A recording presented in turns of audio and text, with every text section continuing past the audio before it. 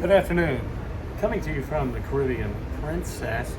We're going to try a little something different this time. I'm going to show you here the craps table, but what I'm going to talk to you today about is something that is not really ever mentioned on YouTube, and I'm going to talk about why us craps players are so superstitious.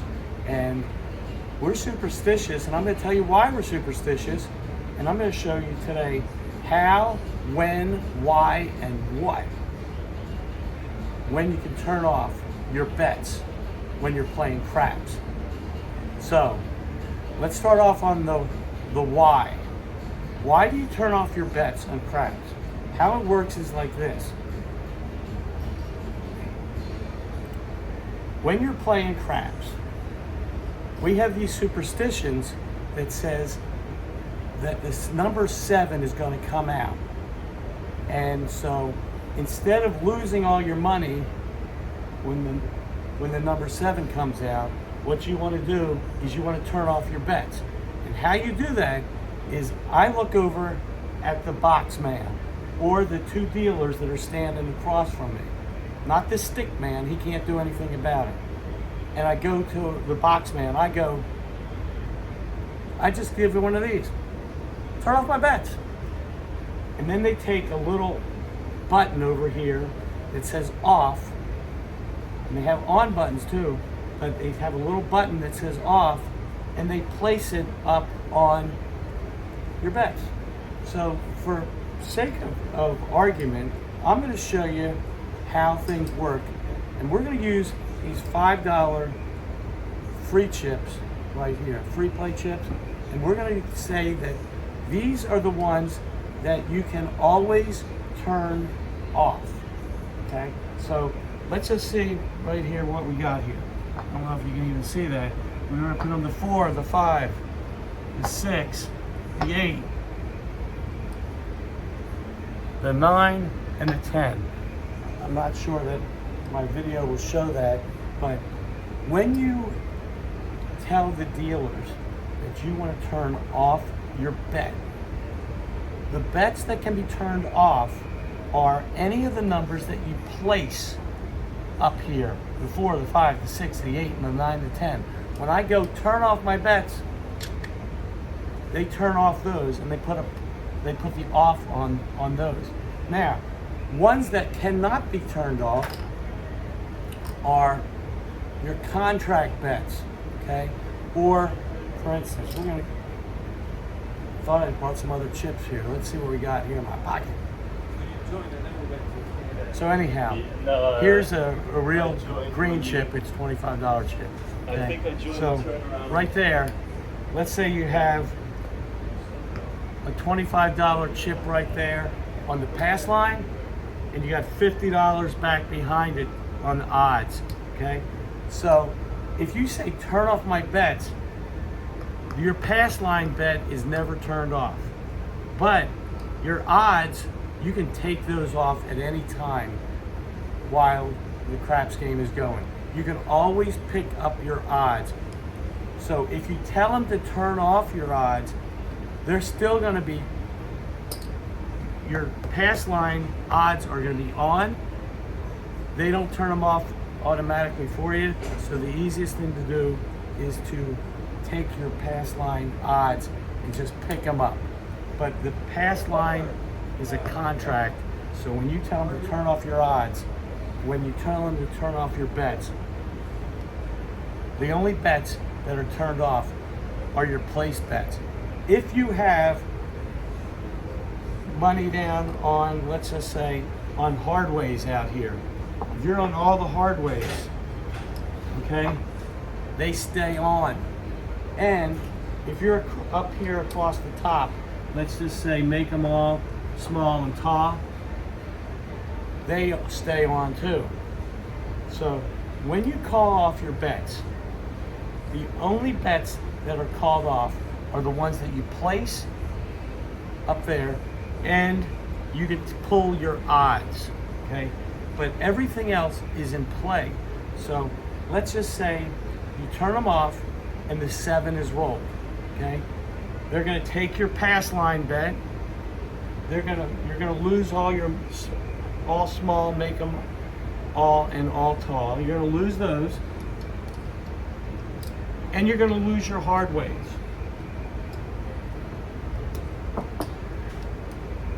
But you will save all of the money that you have on the place bets. Okay, so now we know which bets are on and which bets are off when you call them all off. Okay, anyhow, I don't know if this is even working, but I'm trying a different style here. So, now, you say to me, Mark, why do I want to turn my bets off? Keep in mind, I started off telling you that we are all superstitious. And if some of you aren't superstitious, that's fine and dandy. I'm just telling you reasons why I turn my bets off. We're going to start down here. Look, I brought a list. You can even screenshot that if you can see it. How it works is this. And I call this, it's inevitable that the bad number is going to be rolled, the 7, when one of these things happen, or any of these things happen. I turn off my bets because I don't want to lose all the place bets. Sometimes I may have $200 in place bets go. So here it is. So when they change the stick man, when you're playing all of a sudden, it's a hot roll, and all of a sudden I'm standing here and one dealer taps the other dealer on the stick man on the shoulder. They most of the time they're kind of noisy about it. I mean, it makes a scene, and I just turn off my bets. I look at the box man and I go, off bets when they change stick man. Okay, too much confusion is another time. So many times it happens where one side of the table, if you ever play craps, you notice one side of the table is confusion. They don't know how to bet. They don't know what to bet. They don't know where, why, or any of those things. They are confused. The dealer down there is confused, and they're taking 2, 3, 4, 5 minutes, and it's just taking too long. And I always tell the shooter at that time, they're just trying to ice you. Just like, you know, when you're playing in a football game and there's the field goal kicker that's getting ready to kick the winning field goal, and the other team, you know what they do? They ice them. They call timeout. They're icing the kicker.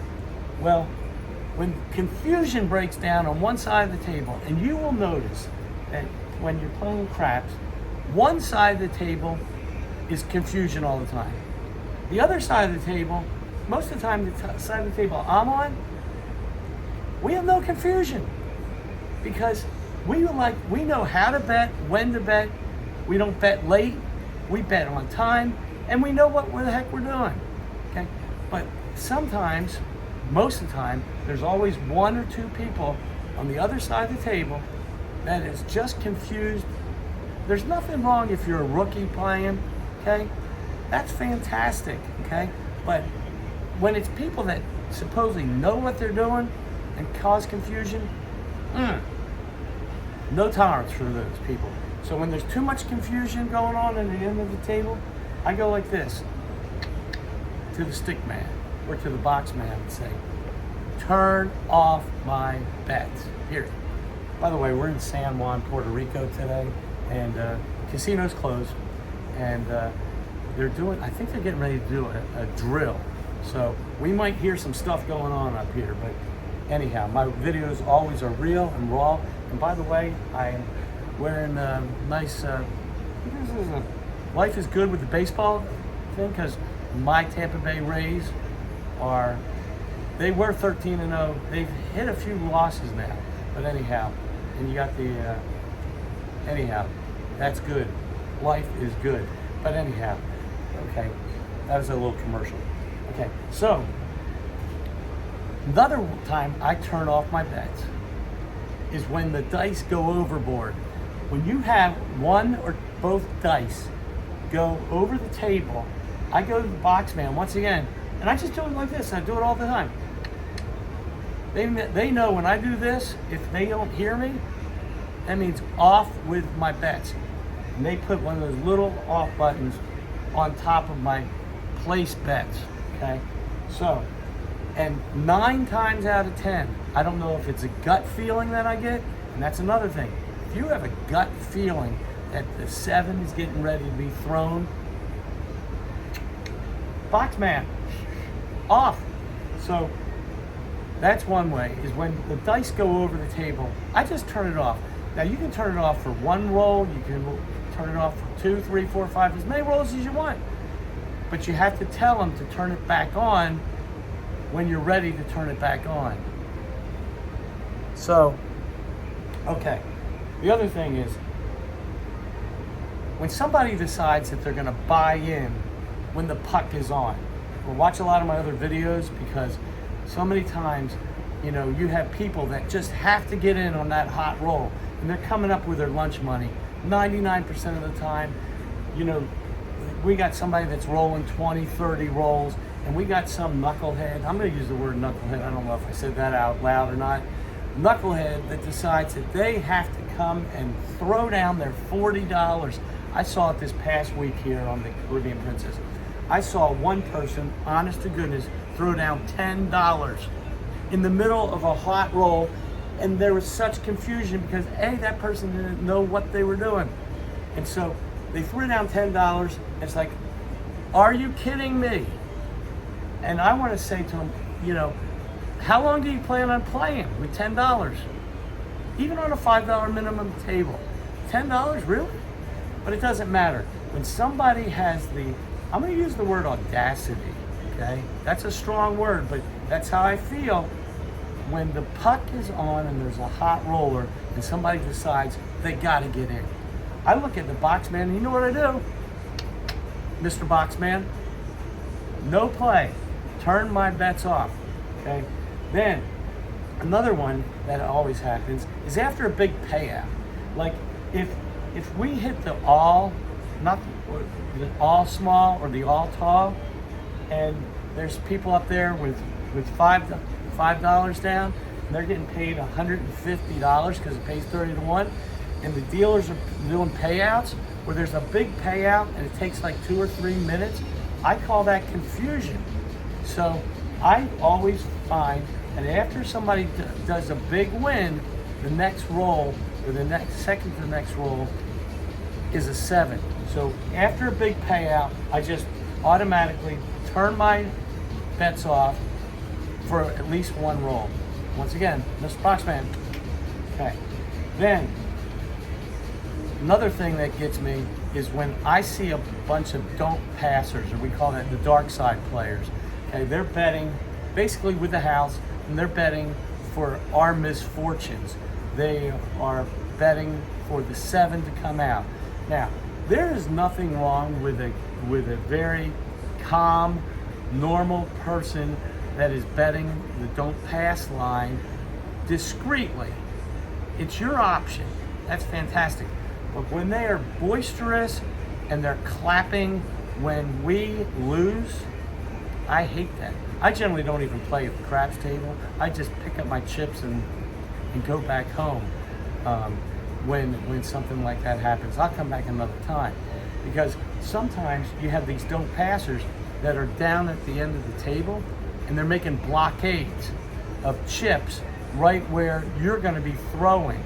So sometimes I will turn off my bets on that also. But what happens is that, now this is another superstition, because us craps players are superstitious, is that I always ask for a runway when I'm throwing the dice. Sometimes I throw great, sometimes I suck, okay? But, and more times out of not, that I suck at it.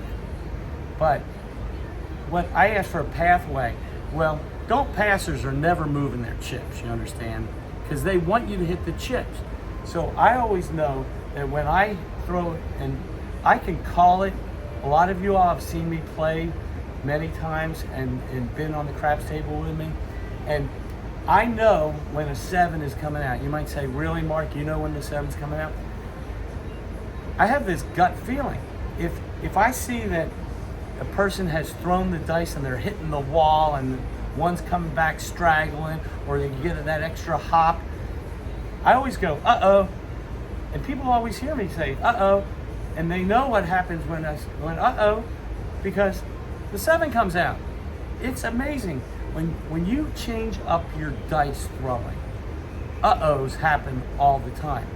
And then the other time that it happens is when the dealers get involved with your throw. Okay, for here on Princess Cruises, unlike Royal Caribbean, where if you don't hit the wall, it doesn't count. Okay, that's even if you throw the 7 or 11 or any number. If you don't hit, both dice don't hit the back of the wall on Royal Cruises, then it's a no roll. Here on Princess Cruises, they like you to hit the wall. They'll tell you to hit the wall, but it's still a roll. Sometimes you'll have somebody that won't even will throw to about the 50-yard line, and one dice is down there near the wall. And they'll even say, just hit the wall, but that roll still counts on Princess Cruises, okay? So, anyhow, but when the dealer tells a newer person when they're rolling and they haven't hit the wall and they're rolling really good, and they say, you got to get down there and you got to hit the wall, that then changes the person's rolling ability, and their throw is a little harder, a little higher, or one of those things.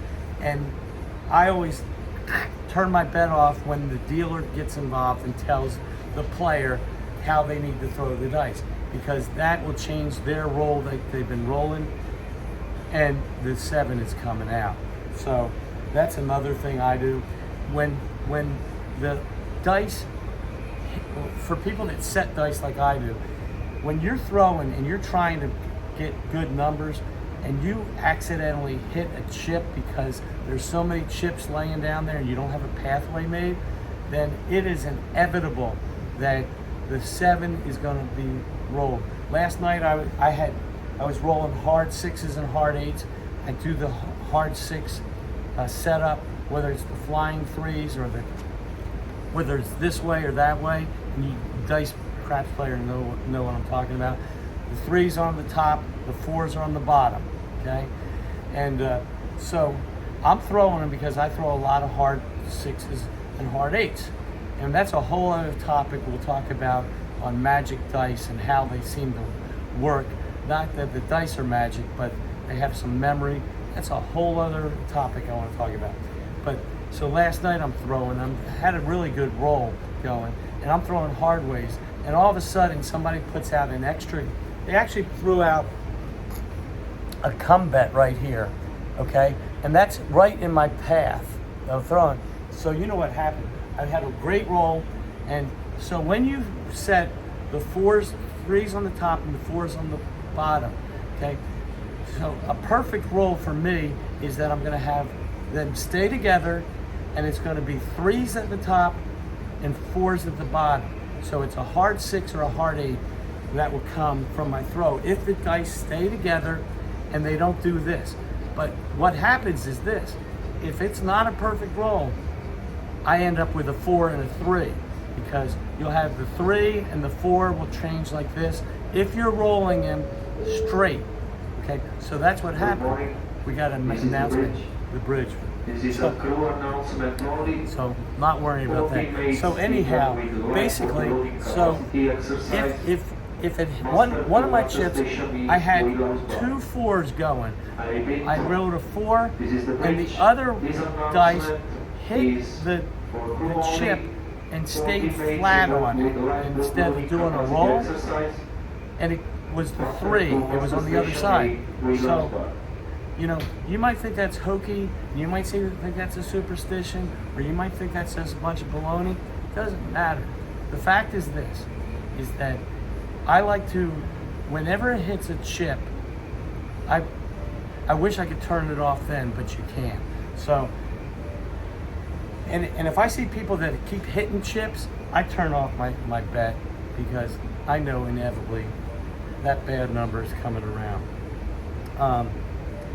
Another time I turn off my bets is if somebody just sits there and rolls on the come out roll, and you can know it. They're so happy when the 7 is rolled. Okay, everybody's happy because they're getting paid on the pass line. Okay, I hate the 7 because you lose all your make 'em alls. Okay, so when somebody like rolls two 7s in a row, I tell them change the dice. But that's a whole other topic again. So if somebody rolls 2 7s in a row, I just turn off my bets if it's a come out after a hot roll. And the other thing is when you have some knucklehead come up to the table and they're talking and they're wanting to know how to play and they're talking real loud and they keep saying, so you lose if you get a 7, and you hear people talking. You don't even say that word number on the craps table.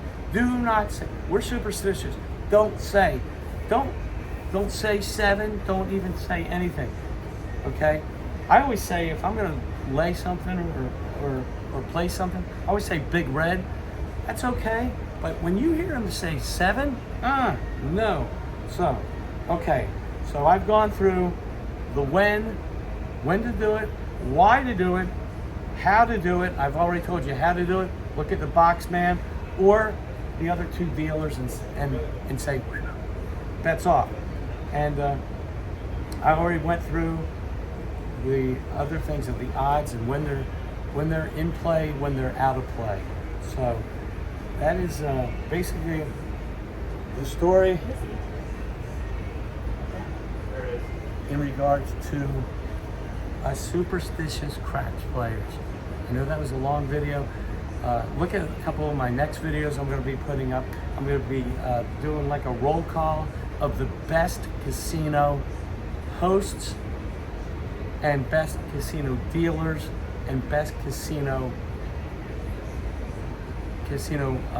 managers that I've come across. I'm not going to talk about the bad ones because there's a slew of those, and I'm not going to give negative mojo or karma on those people. They know they're terrible. There's so many casino hosts and casino managers that are horrible, but there's a few really excellent ones. So anyhow, I'm gonna just I gotta give a shout out now. Just the very best casino host I've ever seen, period, is Penelope.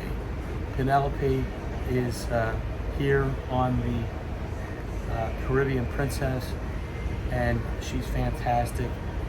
She was on the Discovery Princess in Alaska last year when I was on there for basically a month in August. She transferred here. She is super duper. And then one of the very best casino managers, he now was on the Enchanted Princess, now he is on the Royal Princess out of San Francisco to Hawaii, and his name is Sebastian. Sebastian is the best, the realest casino manager. If you are in a casino as much as I am, you can tell fakes and real people. So many times in this business, and I'm going to talk about that in another video. In this business, you have casino hosts and casino managers that try so hard to do a good job that they're so fake, you can tell. But then you have the real ones, i.e. Penelope as the host, Sebastian as the casino manager. They are fantastic. Anyhow, I wasn't going to talk about all that. And then I'm going to go over another one. I'm going to do a craps strategy. Understand there is no easy way to winning gambling at all. It's called gambling. But I'm going to give a couple craps strategies that seem to work for me.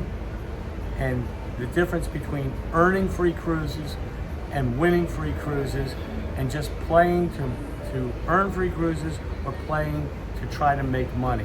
Two separate animals. But we'll talk about that in the next video. So let me pick this thing up here. Wow, it's almost 25 minutes. That's long-winded. But anyhow, coming to you from the Caribbean Princess. Remember to subscribe to my channel. Until then, you'll have a really good day.